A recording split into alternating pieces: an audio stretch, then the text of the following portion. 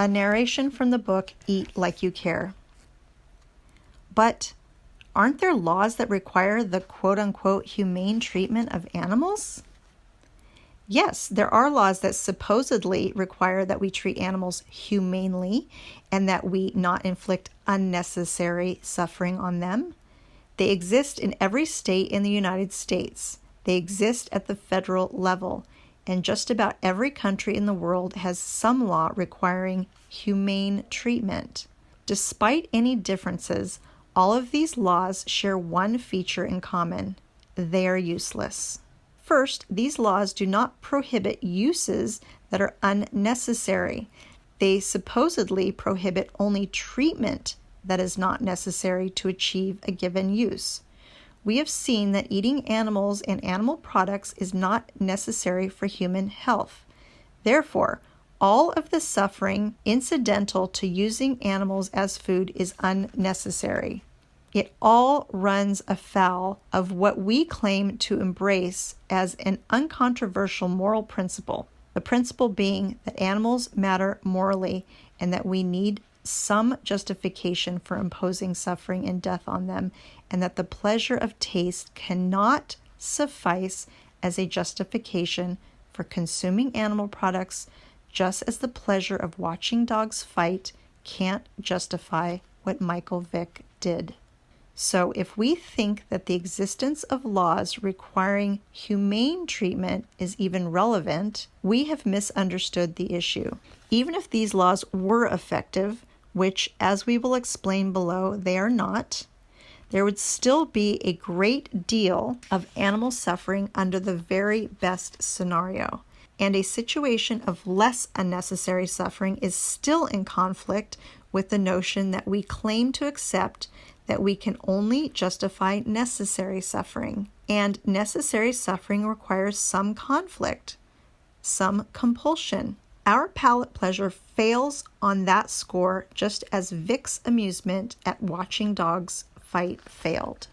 This point cannot be emphasized enough because so many people, when confronted with the argument that we cannot justify eating animals or animal products, react almost spontaneously with this but. What they fail to see is that the moment we start talking about a law that prohibits imposing unnecessary suffering in the context of an activity that is itself not necessary, we are talking nonsense. A rule prohibiting unnecessary suffering or requiring humane treatment in the context of dogfighting would make no sense because all of the suffering incidental to dogfighting is unnecessary. So to talk about the humane treatment of animals we eat or use to produce meat, dairy, eggs, or other animal products is to talk about reducing suffering, but where none of the suffering is necessary. Such an approach entirely misses the point. Let's consider an example from the human context. Assume you have a rule that prohibits the unnecessary suffering of rape victims and requires their humane treatment. Now, if person X decides he's going to rape person Y, it is always better if he harms Y less than more. It is better if X does not beat Y in addition to committing the rape. But if someone proposed a law that prohibited the infliction of unnecessary suffering on rape victims and required their humane treatment, we would all agree that made no sense and was morally offensive.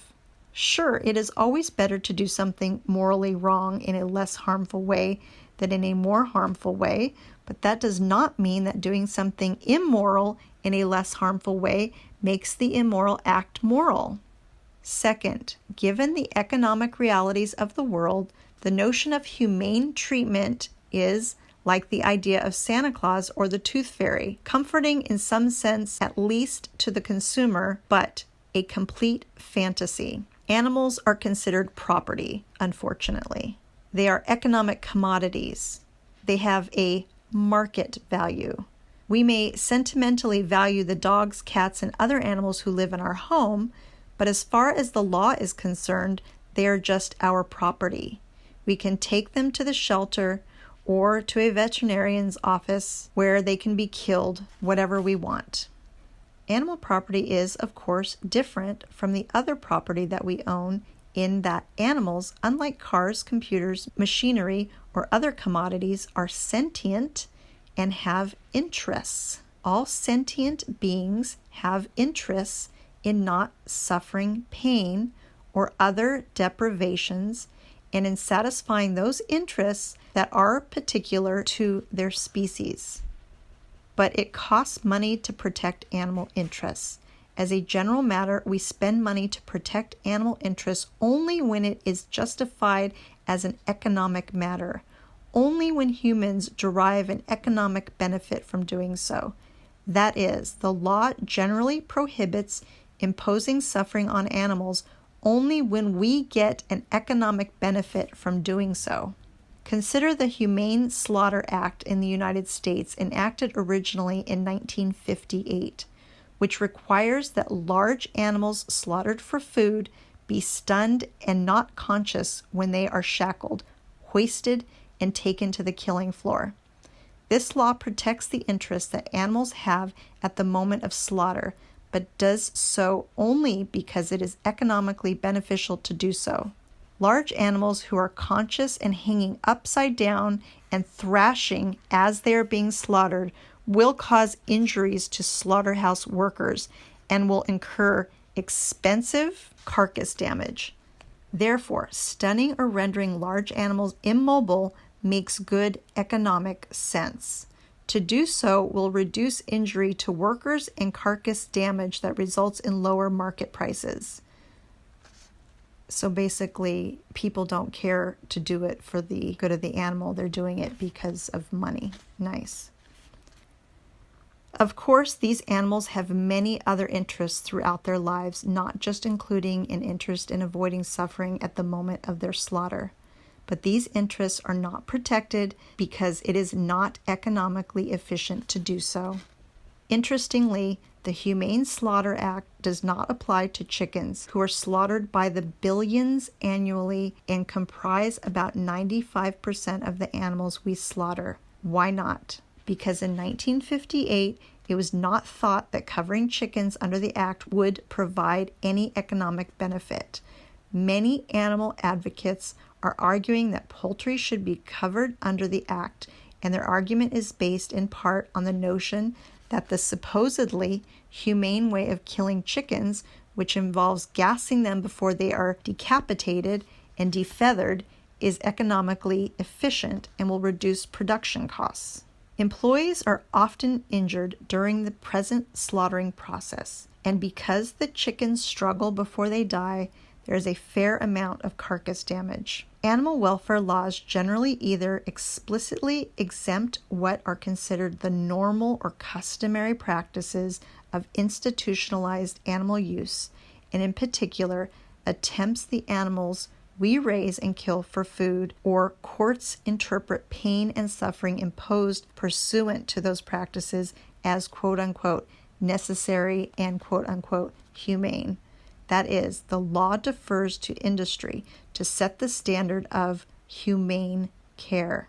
This deference is based on the assumption that those who produce animal products, from the breeders to the farmers to the slaughterhouse operators, will not impose more harm on the animals than is required to produce particular product, just as the rational owner of a car would not take a hammer to her car and dent it for no reason. In any event, the effect of most animal welfare laws is to make the production process more efficient. And we already know from videos that the people that are in the factory farming industry obviously don't care about treating animals well. So that's never going to happen if you give the job to them to keep the suffering down. Their job is to kill animals. They're not going to care. Beyond the economics of production efficiency, animal welfare laws that require humane treatment are really not about animals. They're about humans and making humans feel better about using animals. We can comfort ourselves in the idea that we are acting in a humane way. Let's be clear. The laws requiring humane treatment allow for the torture, and we are using that term literally and deliberately. of the animals we raise and kill for meat and other animal products. Most of the meat, dairy, and eggs we eat are produced from animals kept in intensive confinement on the factory farms that we discussed earlier. And factory farms are nothing but large torture chambers. I think this issue regarding humane treatment is sort of like asking a person if they would like to get shot once or get shot 10 times. Either way, it causes pain and possible death. We shouldn't be inflicting death or pain on any living beings, period. To hear the next chapter, please go to my next video on my YouTube page. Please like and subscribe.